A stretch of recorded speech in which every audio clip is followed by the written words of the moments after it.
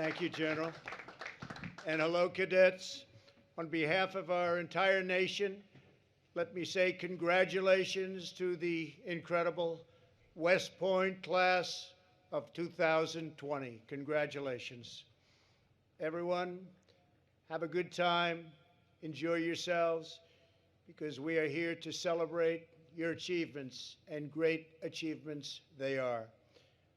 Let us also recognize your remarkable superintendent, General Darrell Williams, for his outstanding stewardship. General, thank you very much. Great job. Thank you. Few words in the English language and few places in history have commanded as much awe and admiration as West Point. This premier military academy produces only the best of the best, the strongest of the strong, and the bravest of the brave.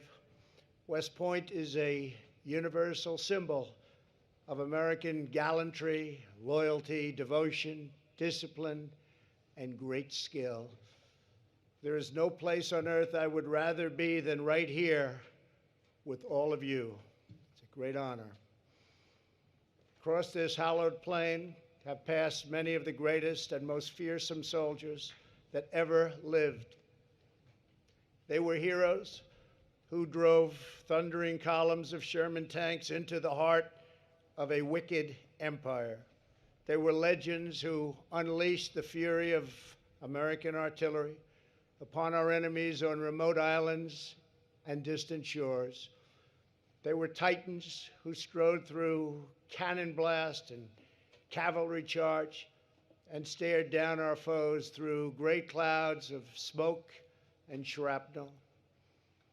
They were the Army Rangers who led the way up jagged cliffs, the airborne soldiers who rained down justice in the dark of night, the infantry whose very sight meant liberation was near, and the mighty forces who sent tyrants, terrorists, and sadistic monsters running scared through the gates of hell. No evil force on earth can match the noble power and righteous glory of the American warrior. I have no doubt that the young men and women before me today will add your names to this eternal chronicle of American heroes. You will go forth from this place adored by your countrymen, dreaded by your enemies, and respected by all throughout the world. Someday, generations of future West Point cadets will study your legacy. They will know your deeds. They will celebrate your triumphs, and they will proudly follow your example. To the 1,107 cadets who today become the newest officers in the most exceptional Army ever to take the field of battle, I am here to offer America's salute. Thank you for answering your nation's call. On this special occasion, we are delighted to be joined by Congressman Steve Womack, Secretary of the Army Ryan McCarthy, Assistant Secretary Casey Wardynski, and Army Chief of Staff General James McConville, an old grad from the class of 1981. Let's also express our appreciation to General Curtis Buzzard, General Cindy Jebb, and all of the wonderful instructors, coaches, and faculty members who are continuing West Point's two-century tradition of unrivaled excellence. To all of the parents, grandparents, and family members watching this ceremony from your beautiful home, even though you could not be here today, we know this day could never have happened without you. Your love and sacrifice have given America these phenomenal men and women. Cadets, please join me in sending your parents and families the heartfelt thanks that they so richly deserved. They're all watching right now. Please.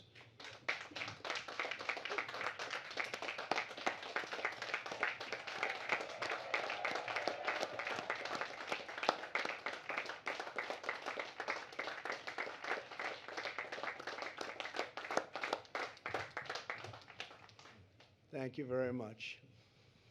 The depth and breadth of the United States military's contributions to our society are an everlasting inspiration to us all. I want to take this opportunity to thank all members of America's armed forces in every branch, active duty, National Guard, and Reserve, who stepped forward to help battle the invisible enemy, the new virus that came to our shores from a distant land called China. We will vanquish the virus. We will extinguish this plague. I also want to thank the men and women of our National Guard who respond with precision to so many recent challenges, from hurricanes and natural disasters to ensuring peace, safety, and the constitutional rule of law on our streets. We thank every citizen who wears a uniform in selfless service to our nation. The members of this class have come from every state in our union. You have come from the farms and the cities, from states big and small, and from every race, religion, color, and creed. But when you entered these grounds, you became part of one team, one family, proudly serving one great American nation. You became brothers and sisters, pledging allegiance to the same timeless principles, joined together in a common mission to protect our country, to defend our people, and to carry on the traditions of freedom, equality, and liberty that so many gave their lives to secure. You exemplify the power of shared national purpose to transcend all differences and achieve true unity. Today you graduate as one class, and you embody one noble creed: duty, honor, country. Every graduate on this field could have gone to virtually any top-ranked university that you wanted. You chose to devote your life to the defense of America. You came to West Point because you know the truth. America is the greatest country in human history, and the United States military is the greatest force for peace and justice the world has ever known.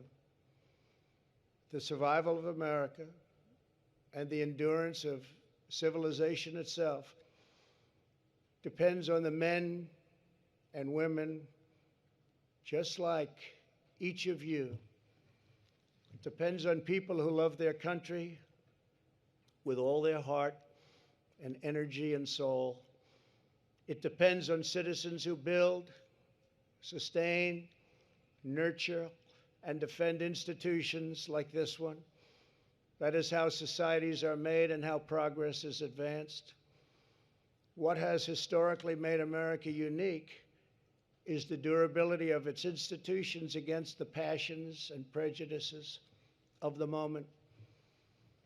When times are turbulent, when the road is rough, what matters most is that which is permanent, timeless, enduring, and eternal. It was on this soil that American patriots held the most vital fortress in our war for independence. It was this school that gave us the men and women who fought and won a bloody war to extinguish the evil of slavery within one lifetime of our founding. It was the graduates of West Point, towering figures like MacArthur, Patton, Eisenhower, and Bradley, who led America to victory over the sinister Nazis and imperial fascists, 75 years ago. It was under the leadership of West Point graduates like the legendary General Matthew Ridgway that the Army was at the forefront of ending the terrible injustice of segregation. It was Army strength that held the line against brutal opposition and oppression from communism. And it has been thanks to patriots like you that America has climbed to new heights of human achievement and national endeavor. This is your history. This is the legacy that each of you inherits. It is the legacy purchased with American blood at the crest of Little Round Top, on the crimson beaches of Normandy, in the freezing mud of Bastogne, and the dense jungles of Vietnam. It is the legacy of courageous, selfless, faithful patriots who fought for every inch of dirt with every ounce of strength and every last scrap of heart and drive and grit that they had. And they did it because they believed in the undying principles of our founding. They did it because they cherished their homes, their faith, their family, and their flag. And they did it because when they came to this school, they were taught to hold fast to their love of our country, to cherish our heritage, learn from it, and build upon it. That is what young Americans are taught here at West Point. That is the legacy that you carry forward as second lieutenants in the United States Army, and you must never forget it. Through 4 long years, you have honed your skills, trained your mind and body, overcome every obstacle, and earned your place of pride in the long gray line. You made it through the rigors of our day and beast, an intensity of CLDT and weeks of training in the blistering heat. You have pushed yourselves far beyond every limit imaginable. Some of you have even pushed the limits a bit too much.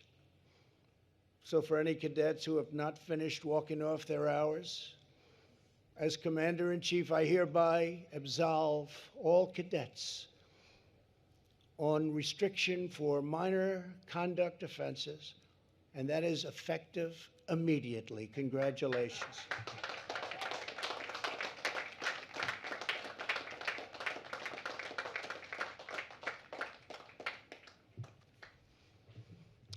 That's a nice one, isn't it? Don't you feel better now? Surviving the 47-month experience is never easy, but only the class of 2020 can say it survived 48 months. And when it comes to bragging rights, no one can boast louder than the class that brought Navy's 14-year football winning streak to a screeching halt. You did that. I happened to be there. I happened to be there. That's right. That was a big day. I was there. You beat Navy and brought the Commander-in-Chief's trophy back to West Point for 2 straight years. So we say, go, Army, go. This graduating class secured more than 1,000 victories for the Black Knights, including 3 bowl victories, 13 NCAA team appearances, and a women's rugby championship with the help of somebody that I just met, 2019 MVP, Sam Sullivan. Fantastic job. Thank you. Fantastic.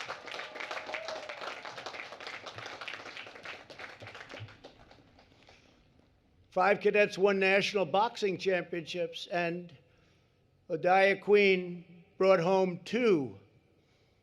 Brendan Brown earned the title of powerlifting national champion. In academics, 38 cadets have earned fellowships to continue their studies, including First Captain Dane Vanderwall, who received one of the most prestigious awards in academia, the Rhodes Scholarship. Congratulations, Dane. It's a great achievement. Thank you. Congratulations. Great achievement. But no one modeled the values of the soldier scholar quite like Lindy Mouradian. Lindy earned both the highest overall class standing and the highest physical program score. She has published scientific research in a prominent journal and set 5 new records on the athletic track. Lindy, incredible job. Where is Lindy? Where is Lindy?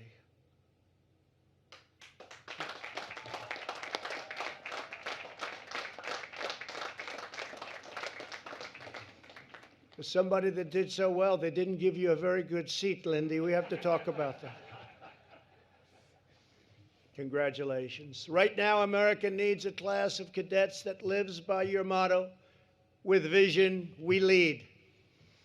We need you to carry on the spirit of the great General Ulysses S. Grant. Soon after assuming overall command, following 3 years of Union setbacks, General Grant encountered someone heading north to Washington during the Battle of the Wilderness. If you see the president, Grant said, tell him from me that whatever happens, there will never be no turning back. We need you to be as visionary as Patton, who was a young man in 1917, became the first soldier assigned to the Army Tank Corps. 1 month into the job, he saw the future writing. If resistance is broken and the line is pierced, the tank must and will assume the role of pursuit cavalry and ride the enemy to death. Under Patton's leadership, that's exactly what they did. We need you to be as bold and determined as the immortal General Douglas MacArthur, who knew that the American soldier never ever quits. After leaving the Philippines for Australia at a low point of the Pacific War in 1942, MacArthur famously vowed, I shall return. For 2 years, he then took great strategic risks and placed himself often in personal danger. On October 20th, 1944, MacArthur stepped off a landing boat, strode through knee-high water, and proclaimed, people of the Philippines, I have returned. By the grace of Almighty God, our forces stand again on Philippine soil. He then called upon the island's brave people to rise up and join the fight. America's momentum was unstoppable. These great leaders were not afraid of what others might say about them. They didn't care. They knew their duty was to protect our country. They knew the Army exists to preserve the Republic and the strong foundations upon which it stands: family, God, country, liberty, and justice. They were true, tough American patriots. That is what our country needs, especially in these times. And that is what you are. Each of you begins your career in the Army at a crucial moment in American history. We are restoring the fundamental principles that the job of the American soldier is not to rebuild foreign nations, but defend and defend strongly our nation from foreign enemies. We are ending the era of endless wars. In its place is a renewed, clear-eyed focus on defending America's vital interests. It is not the duty of U.S. troops to solve ancient conflicts in faraway lands that many people have never even heard of. We are not the policemen of the world, but let our enemies be on notice. If our people are threatened, we will never, ever hesitate to act.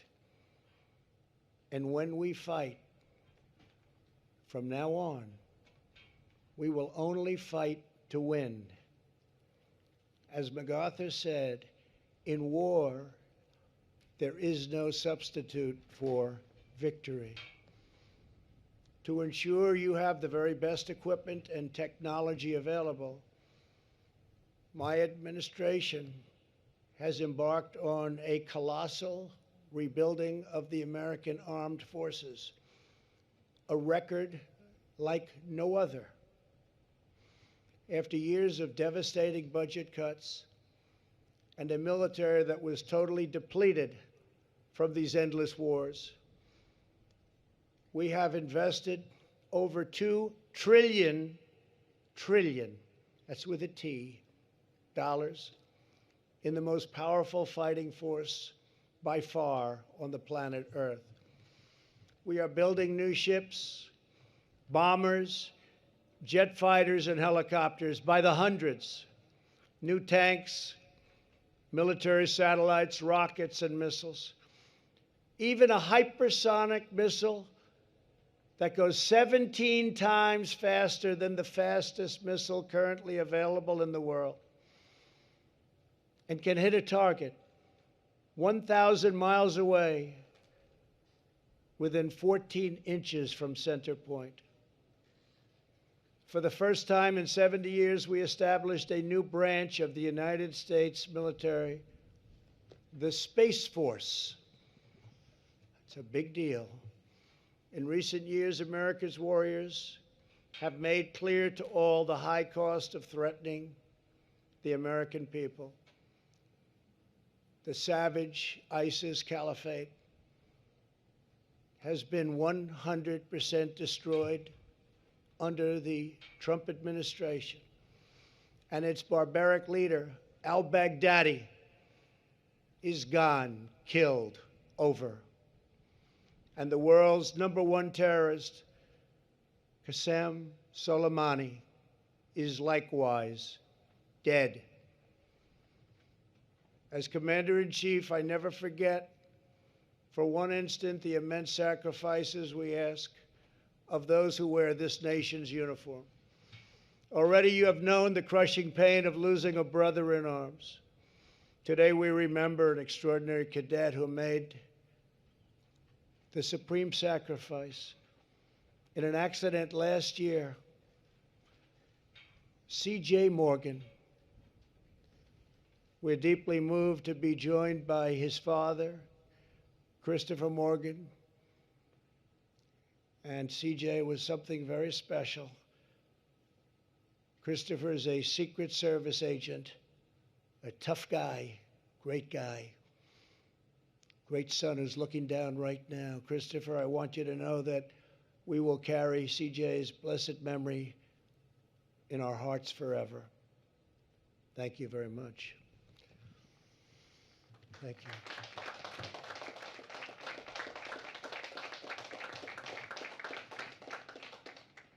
Tomorrow, America will celebrate a very important anniversary, the 245th birthday of the United States Army. Unrelated, going to be my birthday also. I don't know if that happened by accident. Did that happen by accident, please? But it's a great day because of that Army birthday. And as you know, the Army's first Commander-in-Chief, General George Washington, called the fort that stood on this majestic point the most important post in America. Its strategic location on the Hudson River was vital to our war for independence. If British ships gained control of this river, they would have divided our young nation in two. So American soldiers stretched a massive metal chain across the waters of the Hudson from West Point all the way to Constitution Island. I saw a piece of that chain. It's incredible. No enemy ship even dared try to cross. Every link in that great chain was formed from over 100 pounds of pure American iron, mined from American soil, and made with American pride. Together, those links formed an unbreakable line of defense.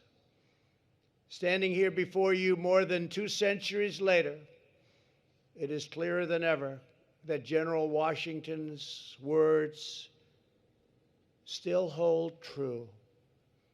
West Point is still the indispensable post for America, the vital ground that must not lose. And the survival of our nation still depends on the great chain reaching out from this place, one made not of iron, but of flesh and blood, of memory and spirit, of sheer faith and unyielding courage.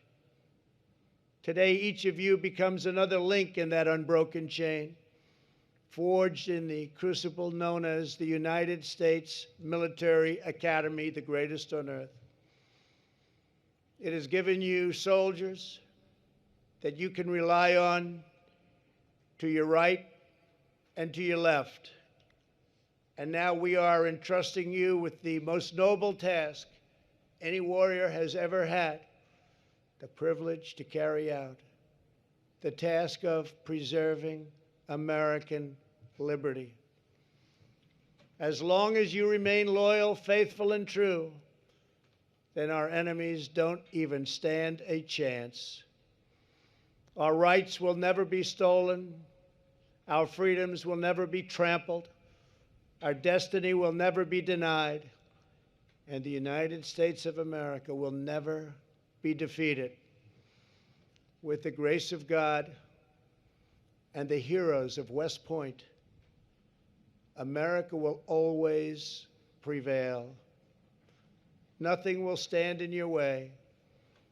Nothing will slow you down. And nothing will stop the West Point class of 2020 from achieving a true and lasting victory. God bless you. God bless the United States Army. And God bless America. Congratulations. Thank you very much. Thank you.